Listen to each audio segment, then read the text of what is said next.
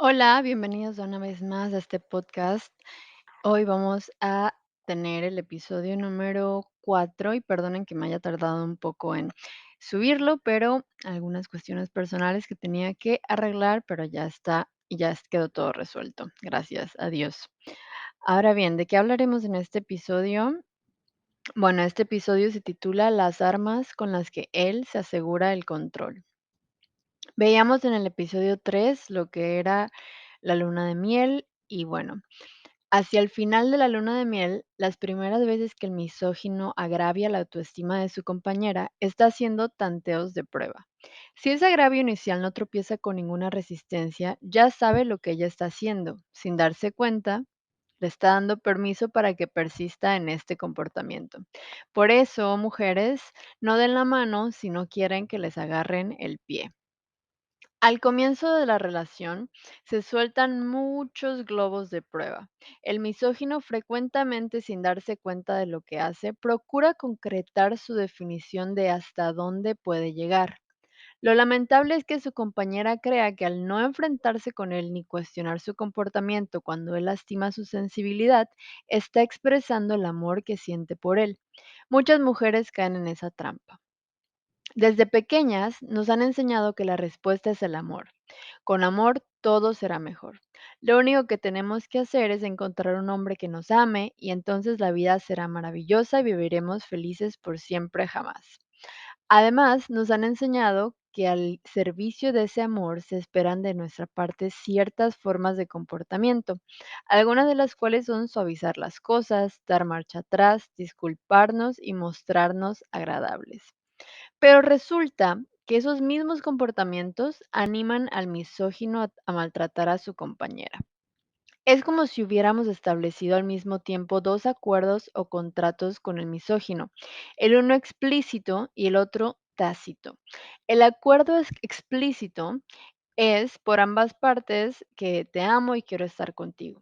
El acuerdo tácito que se origina en nuestras necesidades y temores más profundos es mucho más poderoso y vinculante. Por un lado, por la parte de la mujer, el acuerdo tácito es: mi seguridad emocional depende de tu amor y para conseguirlo estoy dispuesta a ser dócil y a renunciar a mis propios deseos y necesidades. Y por parte de él, su acuerdo tácito es: mi seguridad emocional depende de que yo tenga el control absoluto. Ahora bien, en todas las relaciones hay luchas por el poder. En las parejas se suscitan desacuerdos por el dinero, por la forma de educar a los hijos, por el lugar donde irán de vacaciones, por la frecuencia con la que han de visitar a los parientes. Se discute quién de los dos tiene los amigos más agradables y con quién habrán de pasar el tiempo. Pero, aunque todo esto pueda constituir un motivo de conflicto, son cosas que habitualmente se puedan negociar de forma afectuosa y con respeto. Sin embargo, cuando la relación se da con un misógino, lo que escasea son la negociación y el compromiso. El juego se desarrolla en cambio en un campo de batalla donde él tiene que ganar y ella debe perder. Este desequilibrio de poderes es el tema principal de la relación. El misógino necesita controlar la forma en que piensa, siente y se conduce su mujer, decidir por ella con quién y con qué se compromete. Sorprende la rapidez con que incluso mujeres competentes y que hasta entonces tenían total éxito en su actividad, renuncian a su talento y capacidad e incluso los desconocen y niegan con tal de obtener el amor y la aprobación de sus compañeros. Claro que un control total es una cosa muy incierta. Resulta imposible controlar totalmente a otro ser humano. Así pues, el empeño del misógino está condenado al fracaso. Y como resultado, él se pasa buena parte del tiempo frustrado y colérico. A veces consigue enmascarar adecuadamente su hostilidad, pero en otras ocasiones este sentimiento se manifiesta como abuso psicológico. ¿Por qué usamos la palabra abuso? Bueno, entre los profesionales de la salud mental, el abuso es una palabra que hace referencia a la violencia, tanto psicológica como física. Es abuso cualquier comportamiento encaminado a controlar y subyugar a otro ser humano mediante el recurso del miedo y la humillación, y valiéndose de ataques físicos o verbales. Es decir, que son abusos la prepotencia, la arbitrariedad, las expresiones de desprecio, los reproches exagerados y toda forma de comportamiento que por medios similares tienda a esos fines. Dicho de otra manera, no es necesario que a uno lo golpeen para que haya abuso. Cuando hay castigo físico, las armas son los puños, pero si el castigo es psicológico, las armas son palabras. La única diferencia entre las dos categorías está en la elección de las armas. Quiero insistir en un uso restringido del término abuso. No quiero catalogar de abuso el mal humor ocasional o una expresión de enfado que se da en cualquier relación. Cuando hablamos de abuso aquí, es para describir la persecución sistemática de uno de los miembros de la pareja por acción del otro. El abuso verbal creo que no ha recibido la atención que merece si se tiene en cuenta lo devastador que puede ser para la salud mental de una persona si se prolonga mucho tiempo. Con frecuencia las mujeres dicen que por lo menos mi marido, mi novio no me pega. Pero pues a esta disculpa hay que responder que el resultado es el mismo. Estás tan asustada y te sientes tan impotente como si te pegara. Entonces, ¿qué diferencia hay entre castigarte con los puños o con las palabras? Yo creo que ninguna. Am, Ahora quiero pasar a otro tema. Como mencionamos, el fin o lo que quieren los misóginos, narcisistas, psicópatas es controlar a la otra persona. ¿Por qué medios se aseguran ellos el control? Eso es lo que vamos a ver en un momento. En primer lugar, bueno, tenemos el control mediante el abuso psicológico. El misógino tiene un amplio repertorio de tácticas de intimidación, comentarios denigrantes, insultos y otras actitudes destinadas a hacer que su compañera se sienta incapaz e impotente. Sus ataques más obvios se expresan con gritos y amenazas, estallidos de cólera, insultos, críticas constantes. Son ataques directos y abiertos teñidos de una agresividad manifiesta. Y bien, en estas tácticas tenemos las amenazas implícitas, que es una de las tácticas más aterradoras y por lo mismo una de las que tienen más éxito. Que esta táctica las usa el misógino para obtener el control, am, y que obviamente em, consiste en que la acción del misógino lleva consigo la amenaza implícita de malos tratos físicos. Para esto vamos a usar el relato de, de Lorraine y Nate, que son los padres de Jackie, de quien ya hablamos en otros episodios. Y ellos nos cuentan que Nate era un próspero hombre de negocios, a quien muchos empleados de sus empleados querían y respetaban sinceramente.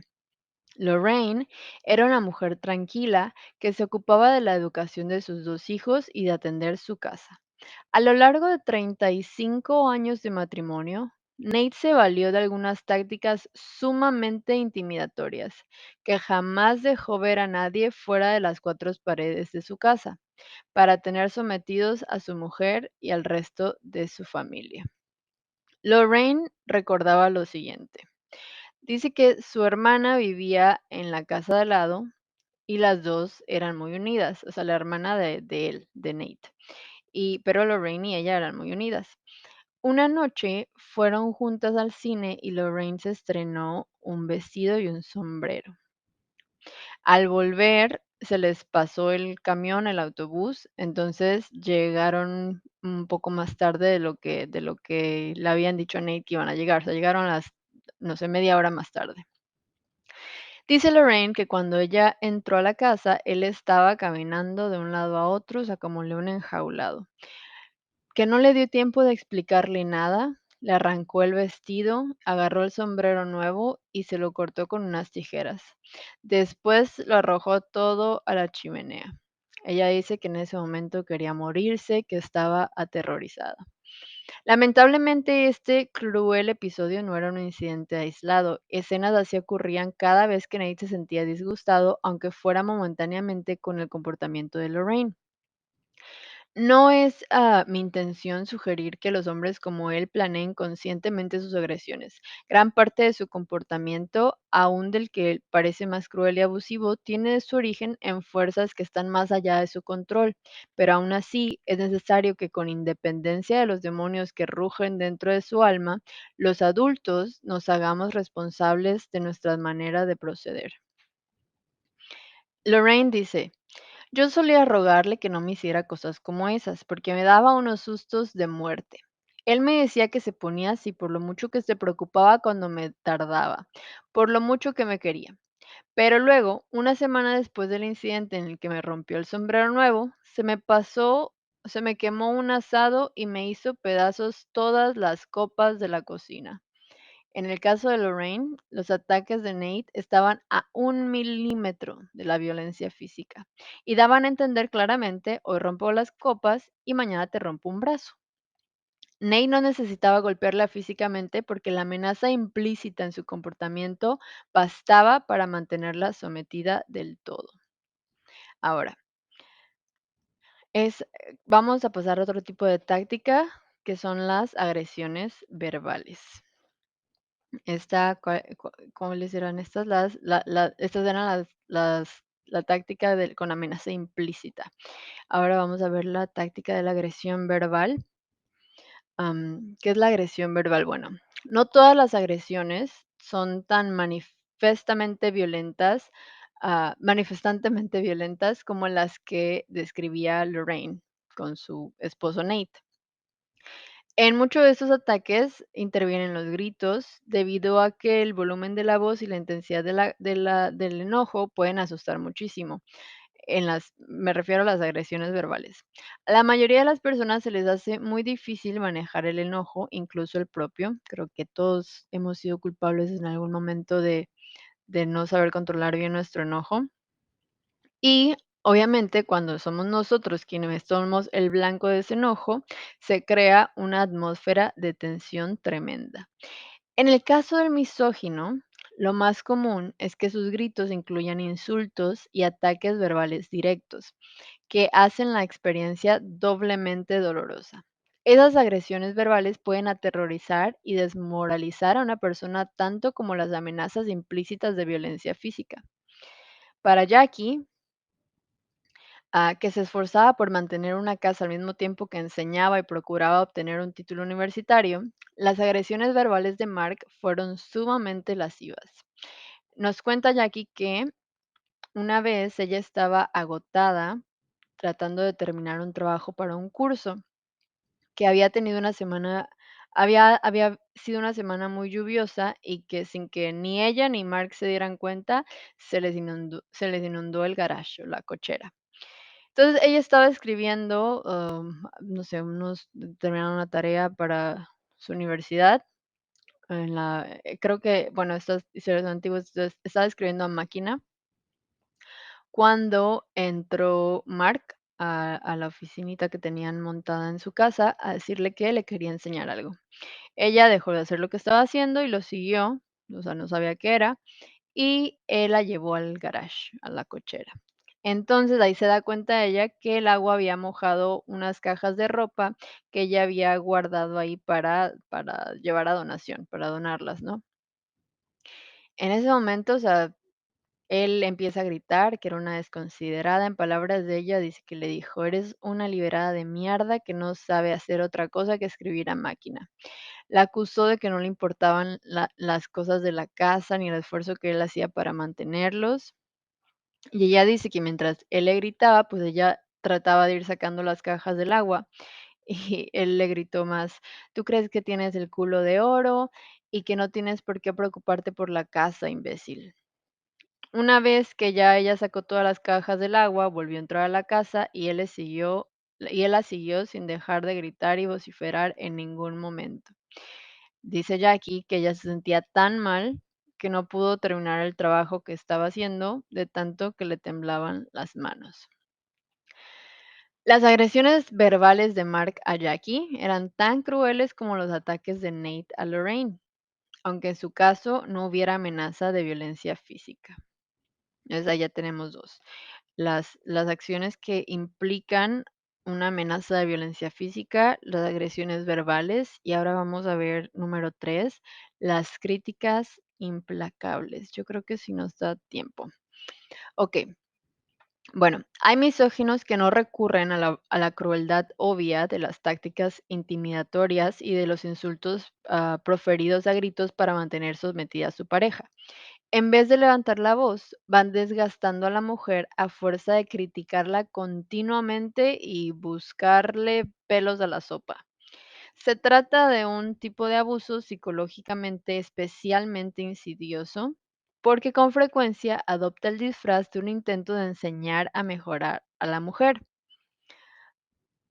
Vamos a hablar de Paula, la creativa publicitaria de quien hablamos en el episodio 2, que, bueno, que se mencionó ahí, ella era, trabajaba en publicidad, entonces siempre estaba impecablemente vestida, combinaba muy bien su ropa, o sea, todo el mundo decía eso, ¿no? O sea, tenía el don de combinar de tal manera la ropa más simple del mundo que lograba unos atuendos estupendos, a pesar de lo cual su esposo, Jerry, sí que era psicóloga, se burlaba continuamente de ella, ridiculizando no solo sus gustos y su aspecto, sino también su carácter. Paula contó lo siguiente. Dice, a él le enferma que yo ande con pantalones de mezclilla, aunque sea en casa. Me dice que ni siquiera sé coordinar los colores y que parezco disfrazada. Una vez que me puse a llorar porque me había estado criticando toda la tarde, me preguntó que qué demonios me pasaba y me dijo que finalmente me lo estaba diciendo por mi propio bien. Me lo cuestiona todo, todo. A mí me gustan las películas antiguas y él dice que son superficiales. Sostiene que no soy considerada, que no leo lo que hay que leer, que no lo ayudo ni lo apoyo bastante. Yo hago todo lo que puedo por ser como él quiere que sea, pero nada de lo que haga le parece bien.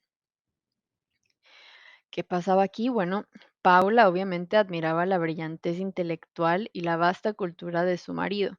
Al comienzo de la relación, ella estaba muy entusiasmada por la perspectiva de que Jerry la convirtiera en una mujer refinada y mundana, digna compañera de él.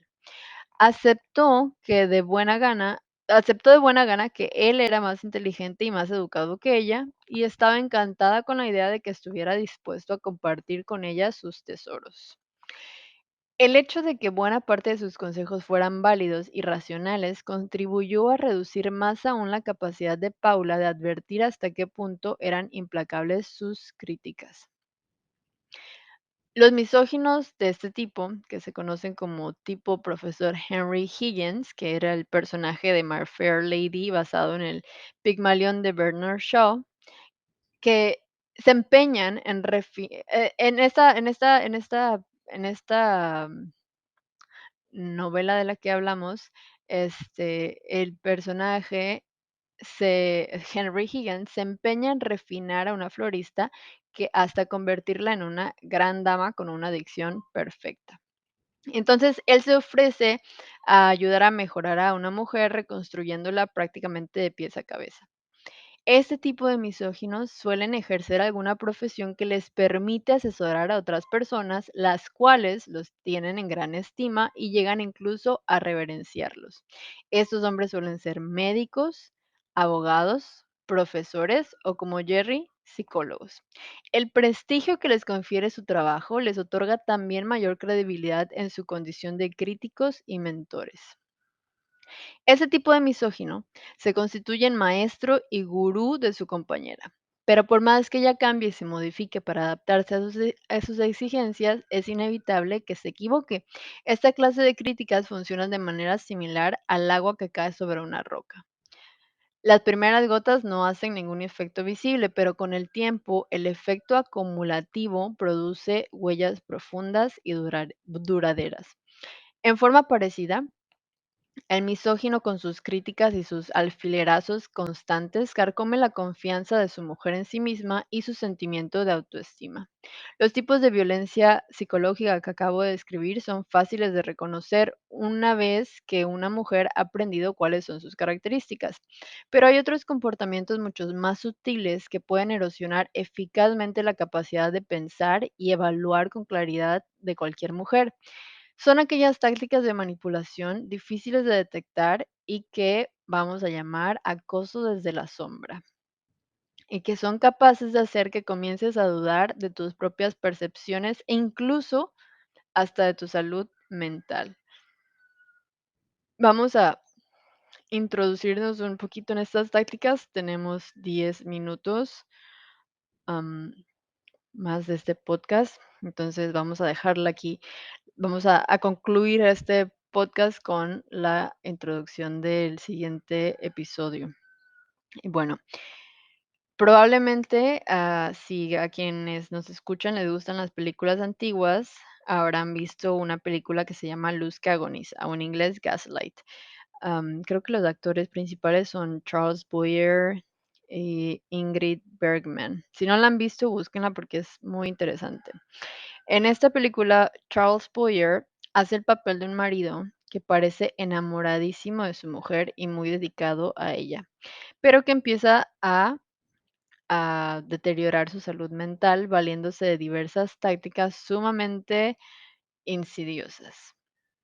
Le esconde las joyas y después la convence de que es ella quien las ha perdido, descuelga un cuadro de la pared y le dice que ella lo ha quitado. Esas agresiones así, cosas como para convencerla de que está loca, ¿no? Esas agresiones a la mente de su mujer casi consiguen, mediante una sutil manipulación, convencerla de que está loca. Entonces, esta película es un ejemplo clásico del grado de poder que uno de los miembros de la pareja puede ejercer sobre el otro. El personaje de la película se valía de esas técnicas en forma deliberada y metódica para quedarse con un tesoro escondido en la casa donde vivían él y su esposa. Sin embargo, en la vida real, cuando hablamos de misóginos, narcisistas, psicópatas, am, ellos buscan una recompensa distinta. A diferencia del personaje del que hablamos aquí, del esposo de la película, su comportamiento no es resultado de una planificación cuidadosamente deliberada, aunque no por eso resulta menos opresivo. En el siguiente capítulo vamos a ver algunas de estas técnicas de manipulación que, como dije, no son tan visibles a simple vista, pero que definitivamente afectan y muchísimo, y son otras armas por las que el misógino se asegura el control de su víctima. Hasta aquí lo vamos a dejar. Muchísimas gracias por escucharme. Espero que este podcast les guste, que les ayude, y espero verlos el siguiente domingo en el siguiente episodio. Muchísimas gracias y hasta luego.